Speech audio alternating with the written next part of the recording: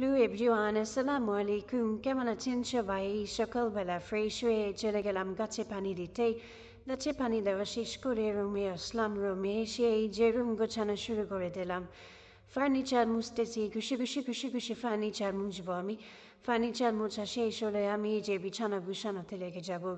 বিছানা ভালো করে ঝেড়ে তারপরে এই যে সব কিছু জায়গা মতো রেখে আমি এই যে ড্রেসিং টেবিল গুছানোতে লেগে গেছি। ড্রেসিং টেবিল গুছানো শুরু করে দিলাম। এই যে ঘুষে ড্রেসিং টেবিল মুছে নিলাম। তারপরে হচ্ছে আমি এখন আয়না ঘষাতে লেগে যাব। আয়না ঘষা শেষ হলে আমি গোসল করে ছাদে কাপড় দিতে চলে যাব।